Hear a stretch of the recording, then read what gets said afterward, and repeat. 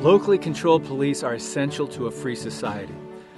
Ultimately, there are two types of police: locally controlled police, who serve the local citizens, and nationally controlled police, who serve the national government. Typically, a nationally controlled police never changes into a local police, but historically speaking, locally controlled police have become nationalized. This is something every American should be aware of because signs of nationalization of our local police are all around us. In order for locally controlled police to become nationalized, 7 steps generally need to occur. First, a crisis is needed so the public and local police demand help. The attack of 9/11, the Boston bombing, and even the riots in Ferguson and Baltimore are events within the 21st century alone that have been used to promote the need for a national police force. Second, in response to the crisis, aid is accepted in the form of military assistance, federal funding, and grants. For decades, Congress and the executive branch have used certain programs to quietly transfer military equipment into the hands of the local police departments. This is why many are witnessing the more militarized look of police instead of the iconic boys in blue. For instance, since 1994, Congress has provided more than $14 billion in aid to the COPS Office, which is a component within the Department of Justice, in an effort to advance community policing. This includes grants awarded to more than 13,000 state, local, and tribal law enforcement agencies to fund the hiring and redeployment of more than 126,000 police officers. Third, along with aid comes legislation. Since 9/11, America has allowed the passing of multiple bills in the name of security, such as the Patriot Act, authorizing things like warrantless searches and wiretaps, the Homeland Security Act, authorizing the creation of the Department of Homeland Security. Congress has also passed many bills providing funds to the DHS for assisting local police and firefighters with things like training, additional personnel, and buying emergency equipment. In response to the 2014 Ferguson riots, the Department of Justice initiated a program called the National Initiative for Building Community Trust and Justice. It provides a 3-year, $4.75 million grant to fund pilot programs in 6 cities for federal training of local police.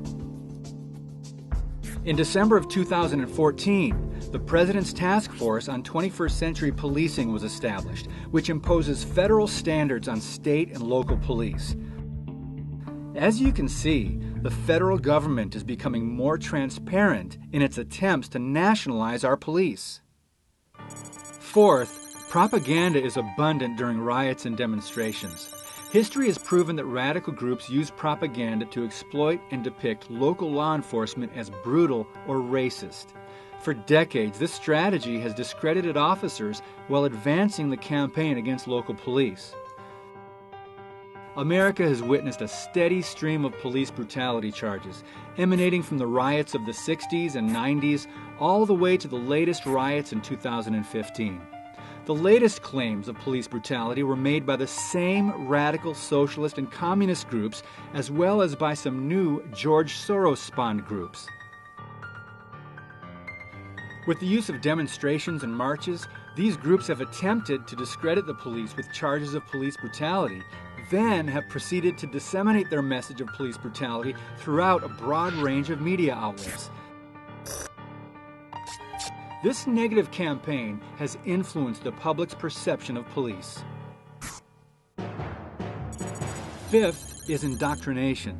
For decades, the federal government has been training local police about crises. This federal training has 2 main goals. Number 1, to train local police how to use equipment and tactics from the federal government. One example is the Federal Law Enforcement Training Center, which is part of the DHS. They provide a wide array of basic and advanced training to state, local, tribal, international, and federal law enforcement officers all across the country. Some of the police training is so militarized that local officers are trained to think like soldiers. Number 2, federal information is used to indoctrinate local police about those labeled as extremists or domestic threats. This has been done through the DHS and its fusion centers. These centers share information from the federal level all the way down to the local level governments. An example is a DHS report given to local law enforcement personnel warning that disgruntled military veterans returning from Iraq and Afghanistan wars could join extremist groups. The report went on to say, right-wing extremism in the United States can be broadly divided into those groups, movements, and adherents that are primarily hate-oriented, and those that are mainly anti-government, rejecting federal authority in favor of state or local authority, or rejecting government authority entirely. It may include groups and individuals that are dedicated to a single issue, such as opposition to abortion or immigration. So would you label these individuals as extremists or a domestic threat? Sixth, we then see implementation. With gradual implementation of these steps, local police, for all practical purposes, become an arm of a national police force beholden not to the people, but to the national government.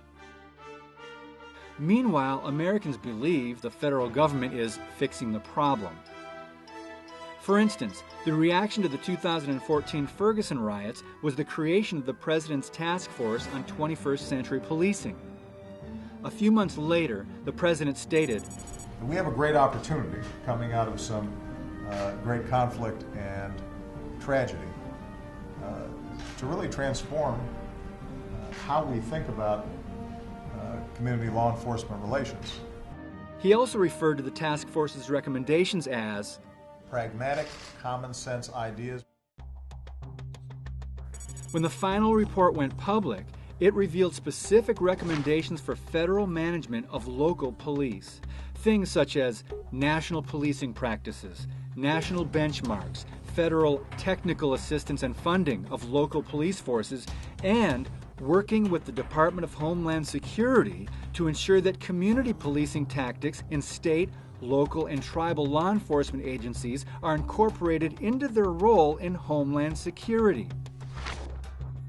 So, with little news coverage or public backlash in response to the report, one can see the conditioning of America is becoming very real. Finally, seventh is nationalization.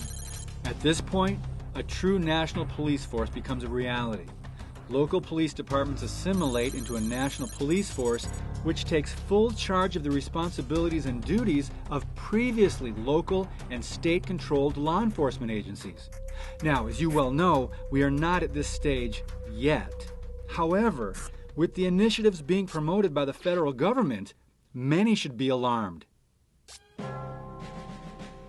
We as citizens need to realize what the executive branch is attempting.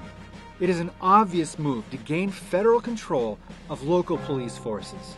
We need to remember, law enforcement should be a local, not a federal function.